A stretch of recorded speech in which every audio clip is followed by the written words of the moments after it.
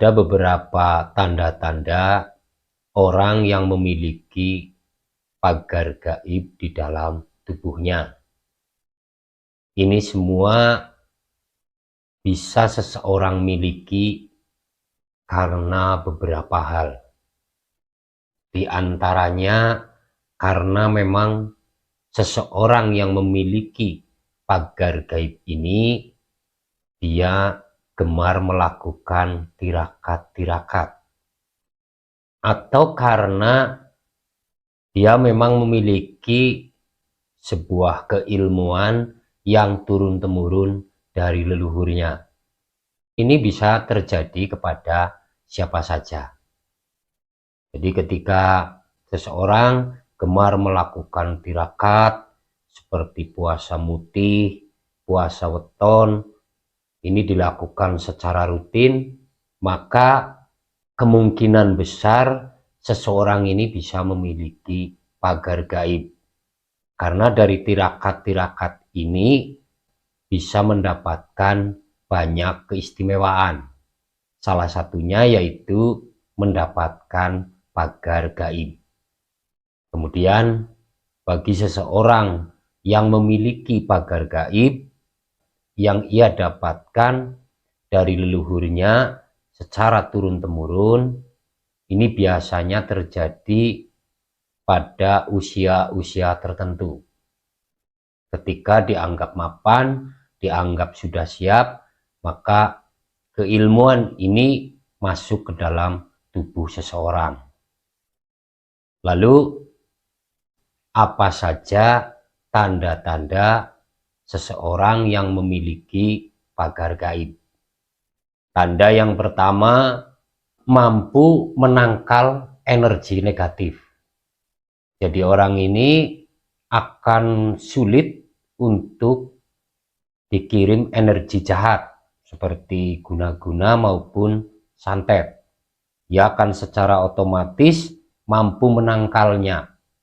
Ini karena energi di dalam tubuh seseorang ini akan bereaksi ketika datang energi negatif yang datang dari orang lain. Ini tanda-tanda yang pertama, dia akan mampu menangkal energi negatif. Lalu kemudian tanda yang kedua, mampu mendeteksi energi negatif di sekitarnya. Jadi ketika dia datang pada satu tempat, kemudian di tempat tersebut terdapat energi-energi negatif, dia akan mampu merasakannya. Jadi dia akan sangat peka terhadap situasi di lingkungannya. Lalu kemudian tanda-tanda yang ketiga, akan merasakan getaran ketika ia berdekatan dengan seseorang yang memiliki energi yang sama. Jadi sama-sama memiliki pagar gaib di dalam tubuhnya. Maka seseorang ini akan mampu merasakannya. Sehingga akan timbul rasa nyaman sekalipun baru bertemu. Jadi seolah sudah lama kenal.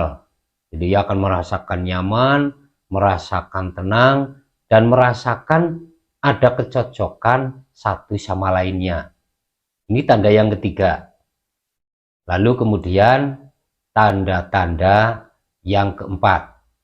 Orang yang memiliki pagar gaib di dalam tubuhnya, dia tidak bisa diramal atau diterawang.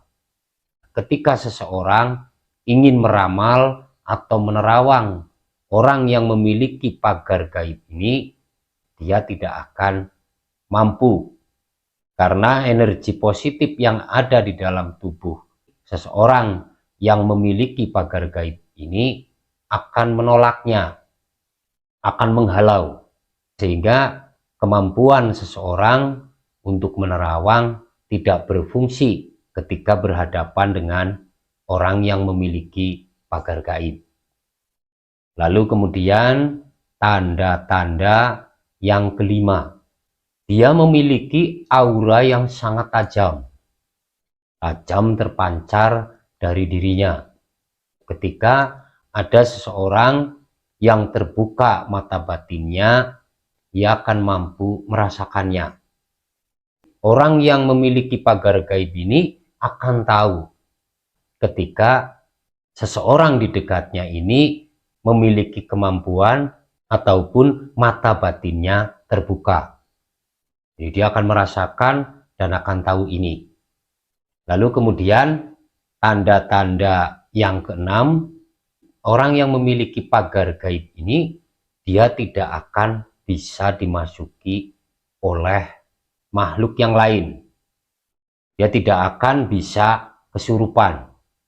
Biasanya orang akan gampang kesurupan atau bisa kesurupan karena sebab tertentu. Akan tetapi untuk orang yang memiliki pagar gaib, ia tidak bisa mengalami kesurupan. Jadi tubuhnya tidak bisa dimasuki oleh makhluk lain. Lalu kemudian tanda-tanda yang ketujuh. Orang yang memiliki pagar gaib, ketika dia memegang pusaka yang memiliki kodam berenergi negatif, kodam-kodam ini akan meninggalkan pusaka itu. Karena ketika seseorang yang memiliki pagar gaib memegang pusaka tertentu, akan terjadi benturan, sehingga kodam yang menunggu pusaka tersebut akan pergi karena takut dengan orang yang memiliki pagar gaib. Energi dari orang yang memiliki pagar gaib ini sangat besar, sehingga makhluk-makhluk lain akan pergi ketika berhadapan dengan orang ini. Lalu kemudian tanda yang kedelapan atau yang terakhir. Orang yang memiliki pagar gaib, dia mampu menetralisir energi-energi negatif di tempat-tempat tertentu. Dan ini terjadi secara otomatis. Jadi ketika orang yang memiliki pagar gaib di dalam tubuhnya datang pada satu tempat dan kebetulan tempat tersebut dihuni oleh makhluk-makhluk yang berenergi negatif, dengan secara otomatis makhluk-makhluk tersebut akan pergi dari tempatnya. Jadi energi-energi negatif ini akan menyingkir, akan menjauh dari keberadaan orang yang memiliki pagar gaib. Jadi tanpa berbuat sesuatu, orang yang memiliki pagar gaib ini akan menimbulkan energi-energi negatif pergi dari tempat yang ia datangi.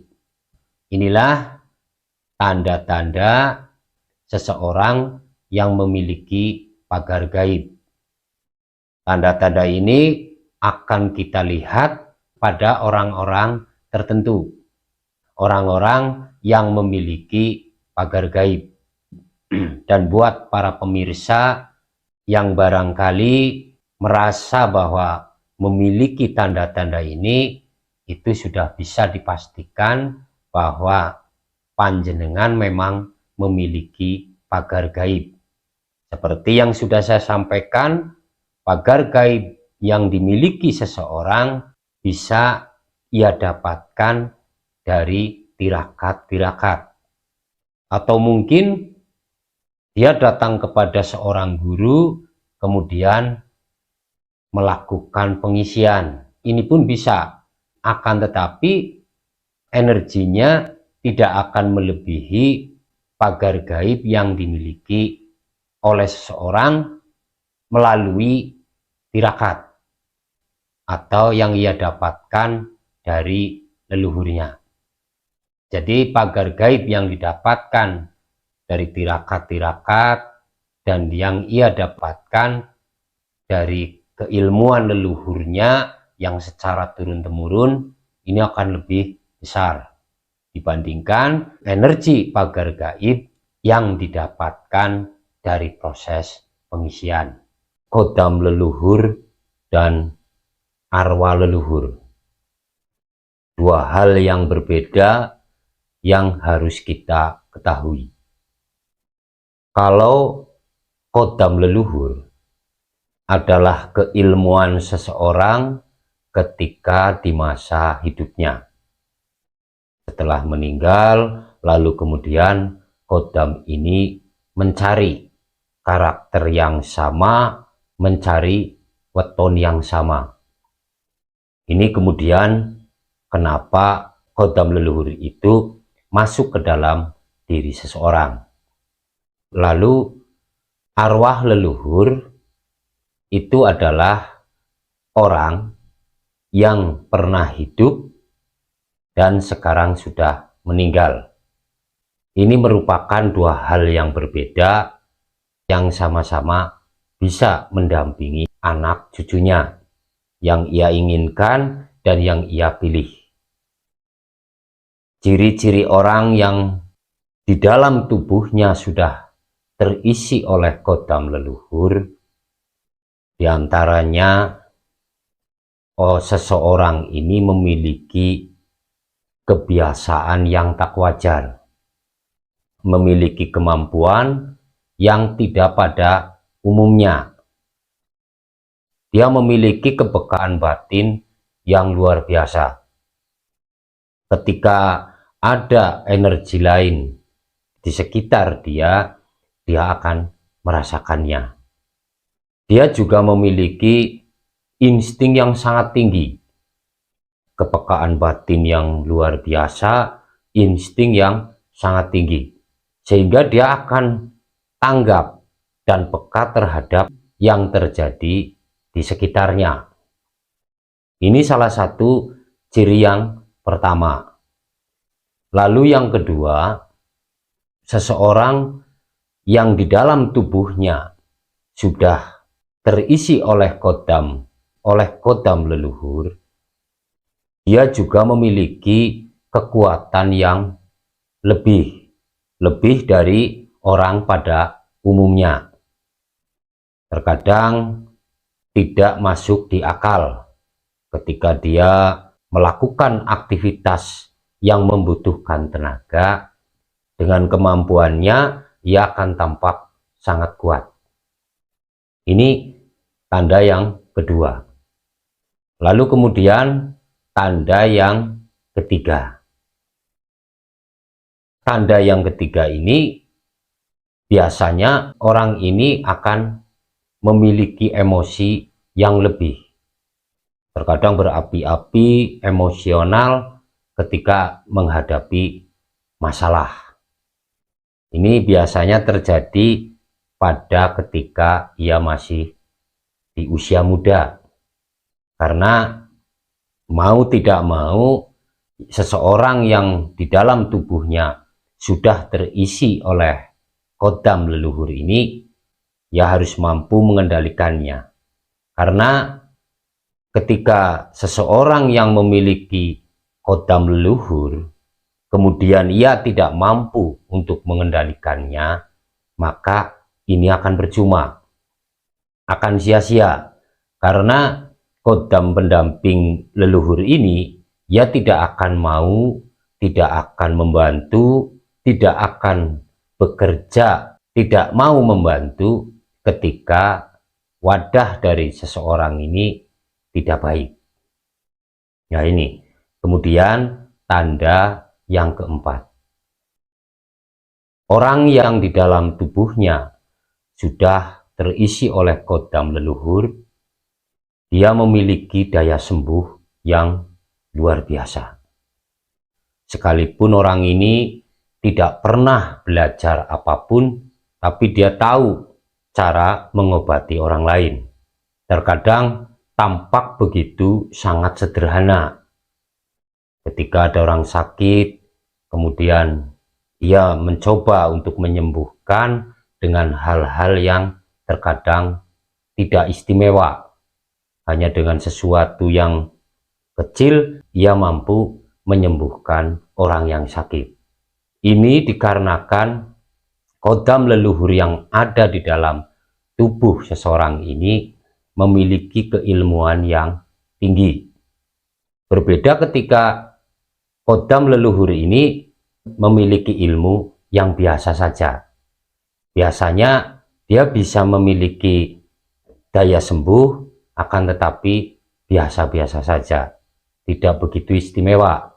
Berbeda ketika dengan kodam leluhur yang memiliki keilmuan yang tinggi. Ini tanda yang keempat. Lalu kemudian tanda yang kelima, memiliki kewibawaan yang sangat besar.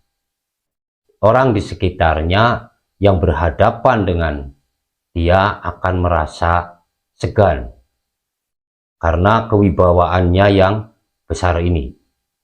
Jadi orang tidak akan gampang untuk berbuat yang macam-macam, cenderung menghargai, menghormati karena wibawa ini. Nah ini, jadi terkadang orang lain memandangnya itu takut, seperti takut kepada orang yang memiliki kodam leluhur ini. Saking besarnya kewibawaan orang ini, sehingga hampir tidak ada orang yang berani untuk berdebat atau untuk berbicara yang kemungkinan akan menyinggung perasaannya. Ini ketika berhadapan seperti bertekuk lutut, seperti nggak berdaya, seperti nggak memiliki daya. Ini tanda yang kelima. Lalu kemudian tanda yang keenam. Tanda atau ciri yang keenam ini, orang yang di dalam tubuhnya sudah bersemayam kodam leluhur, biasanya ia mewarisi sifat-sifat dari nenek, kakek, atau buyutnya. Jadi ketika kita melihat ada orang yang tiba-tiba menjadi berubah, menjadi berperilaku seperti orang tua, padahal dia masih berusia muda, dengan perilaku-perilaku yang sedikit aneh, ini biasanya ini karena pengaruh dari kodam yang ada di dalam tubuhnya, kodam leluhur ini. Jadi dia akan mewarisi sifat-sifat perilaku dari leluhurnya yang memiliki kodam ini. Jadi ini adalah beberapa tanda atau ciri orang yang di dalam tubuhnya sudah diisi oleh kodam leluhur. Kodam leluhur ini biasanya akan memasuki tubuh seseorang yang memang berkaitan dengan orang yang di zaman dahulu memiliki kodam ini. Nah, ini kebiasaan yang dilakukan oleh kodam, sehingga terkadang seperti memiliki kemampuan seperti mewarisi nenek, kakek, atau buyutnya. Ini disebabkan karena kodam yang dahulu ikut dengan leluhurnya kemudian masuk kepada anak turunnya, kepada cucu, buyut, dan sebagainya. Karakter kodam ini biasanya memilih. Dia akan memilih karakter dan juga wetonnya, weton seseorang. Ketika ia sudah menemukan ini, maka secara otomatis kodam leluhur ini akan masuk bersemayam di dalam tubuh seseorang.